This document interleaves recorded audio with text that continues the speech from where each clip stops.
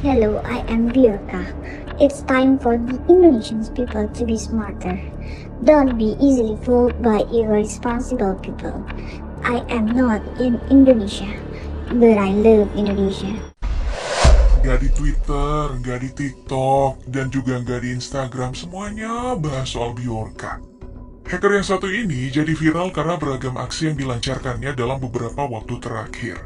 Mulai dari data pelanggan IndiHome, data kependudukan dari KPU, data pelanggan Tokopedia, hingga yang paling mencengangkan surat rahasia BIN untuk presiden di tahun 2019 hingga 2021. Bahkan beberapa data pribadi orang penting seperti Johnny G. Plate, Puan Maharani, Erick Thohir, hingga Anies Baswedan.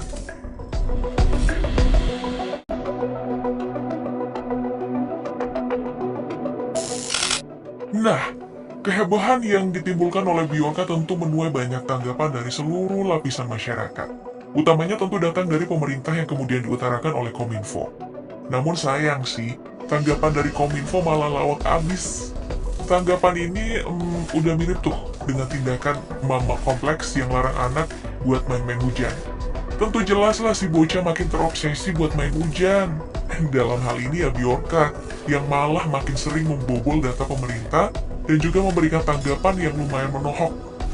Tanggapan tentang lemahnya keamanan cyber kita emang bukan hal yang baru sih. Dari keterangan Bang Teguh, seorang hacker yang datang ke podcast Onat Dynasty, keamanan situs pemerintah bahkan dianggap mainan oleh para hacker. Situs pemerintah tuh bahkan sampai sekarang tuh jadi mainan. Jadi anak-anaknya baru belajar itu tes skillnya tuh di sana. Selain pemerintah, tanggapan soal Bjorka juga datang dari beberapa ahli IT yang bicara di beberapa acara. Seperti Bapak Imade Wiryana yang pernah dipercaya oleh Pak SBY untuk pengamanan cyber, mengungkapkan kalau sosok Bjorka sebenarnya tidak boleh terlalu dianggap pahlawan. Hal tersebut dikarenakan kebocoran data yang dilakukan Bjorka juga merugikan masyarakat luas. Orang-orang yang nganggep Bjorka ini pahlawan, memangnya yakin kalau datanya tidak ikut tersebar dari 1,3 miliar data SIM card yang diperjualbelikan oleh Bjorka?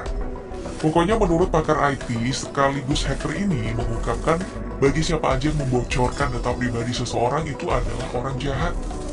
Nah, soal 1,3 miliar data SIM card yang bocor, pengakuan lain juga datang dari Koordinator Forum Keamanan Cyber dan Informasi, yaitu Gildas Diogratlumi. Kebocoran tersebut ternyata bukan datang dari aksi pembobolan sistem oleh Bjorka, melainkan data itu dibeli olehnya lewat seorang hacker. Dari Pak Gildas ini juga nih keterangan kalau Bjorka adalah orang Indonesia makin menguat.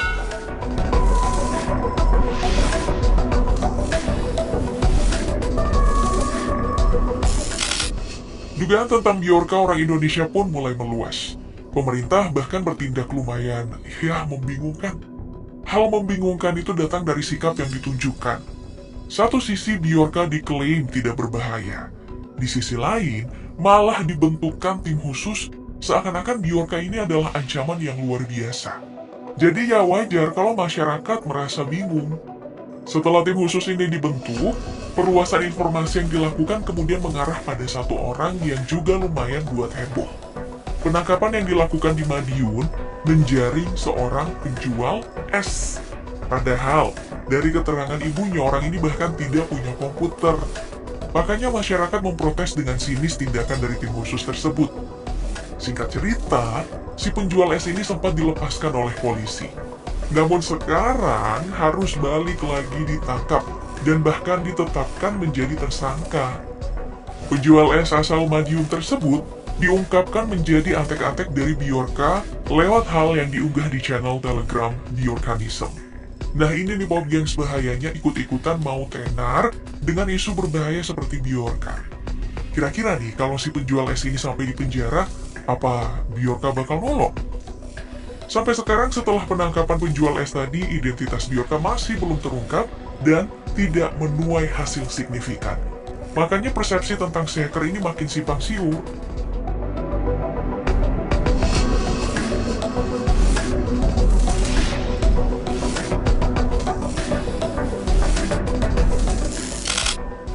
Saking simpang siurnya, ada juga yang bilang kalau Bjorka ini malahan adalah orang pemerintah. Tugasnya adalah untuk memecah isu yang sedang beredar sekarang di masyarakat, mulai dari kenaikan harga BBM dan beberapa kasus lainnya yang sedang ramai.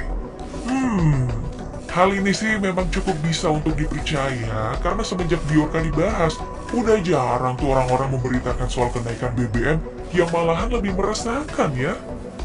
Lalu ada juga yang menghubungkan Bjorka ini dengan anggaran yang akan digelontorkan pemerintah.